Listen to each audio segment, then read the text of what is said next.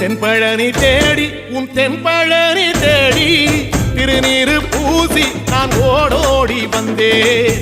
திருநீரு பூசி நான் ஓடோடி வந்தேன். ஒவ்வொரு மாசம் உன் திருக்கோயில் முன்னே உற்சவம் காண உன் படியேறி வந்தேன். உற்சவம் காண உன் படியேறி வந்தேன். குமரேசா முருகேசா உனை தேடி வந்தேனே. அலங்காரம் அபிஷேகம் அழகாக கண்டேனே.